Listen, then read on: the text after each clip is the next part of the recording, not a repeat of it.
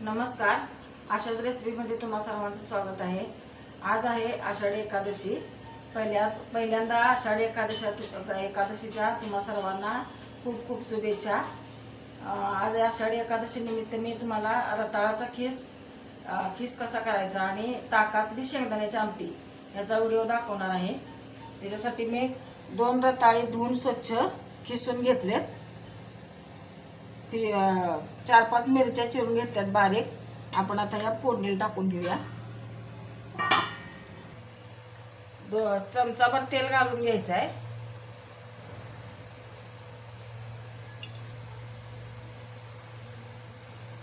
तेल घातले आता मी। तर तेल गरम झालं की मिरच्या टाकूया। ह्याला बाकीचं काय मी जिरे वगैरे घालणार नाही, आम्ही खात नाही जिरे। तुम्ही जर खात असाल तर जिरे पण घालू शकता। मिरच्या तेलात परतून घ्यायच्या चांगल्या। खिचडी वरी खाऊन जर कंटाळा आला असेल तर मी रताळ्याच्या कापाचा पण व्हिडिओ मागं टाकलेला आहे। आणि आता हा रताळ्याचा खीस। मिरच्या भाजल्यात आपल्या। आता आपण हा रताळ्याचा खीस घ्यायचा। रताळा खिसायच्या आधी धुवून घ्यायची, खिसल्यानंतर धुवायची नाही।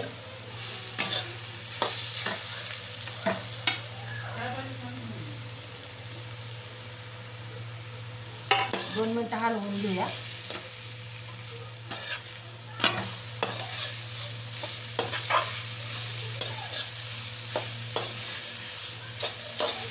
आता मीठ घालायचं आहे।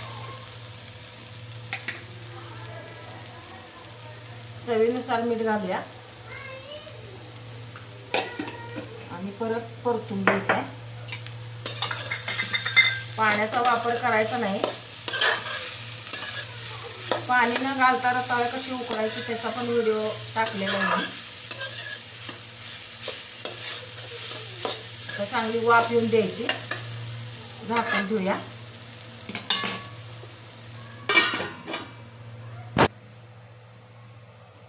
रताळ्याच्या खिसाला वाफ येत्या तोपर्यंत आपण आमटीचं हे करून घेऊया वाटण। 2 मिरच्या घेतल्यात मी। शेंगदाण्याचं कूट घालायचं 1 चमचाभर।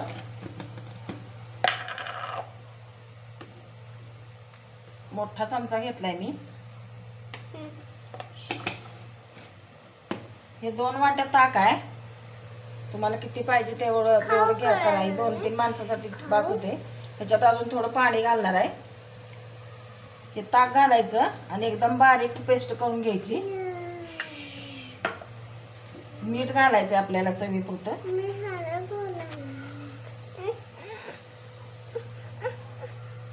आणि हे आता मिक्सरला फिरवून घेऊया। रताळ्याच्या खिसाला वाफ आल्या, चांगली वाफ आहे बघा। पाणी वगैरे आपण वापरलेलं नाही याला। आता ह्याला आपण शेंगदाण्याचं कूट घालून घ्यायचं आहे। रताळ्याच्या खिसाला वाफ आल्या। आता हा चमचाभर शेंगदाण्याचं कूट घालायचं। 1 चमचा आणि अर्धा घातलाय मी। आणि आता हे परत परतून घ्यायचंय।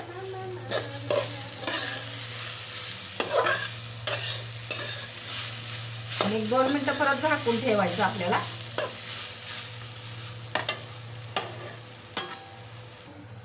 शेंगदाण्याच्या आमटीचे कूट आणि मिरची बारीक करून घेतल्या। हे ताजं ताक घेतलंय, जास्त आंबट नाही घ्यायचं। आता हे याच्यात घालूया आणि पाणी थोडंसं घालूया हे धुवून मिक्सरचं भांड। मीठ पण घातलंय मी याच्यात। रताळाचा खीस आपला तयार झालाय। मी आता गॅस बंद करते आणि आमटी करून घेऊया। फार आंबट घ्यायचं नाही ताक, ताजंच घ्यायचं। नाही तर आंबट असेल तर थोडं कमी घ्यायचं। आता ह्याच्यात थोडीशी साखर घालूया आपण। अर्धा चमचा साखर घालायची चहाचा। आणि हे आता गरम करायला ठेवायचं। शेंगदाण्याची आमटी आपली तयार झाली। गरम करायची थोडीशी, फार उकळायची नाही। ही आमटी आपल्याला शाबू बरोबर किंवा वरीच्या भाताबरोबर सुद्धा छान लागते। नुसती प्यायला पण चांगली लागते। अशा पद्धतीनं तुम्ही आमटी करून बघा की आपली आमटी आता शेंगदाण्याची ताकातली आमटी तयार झाल्या. मी गॅस बंद करते.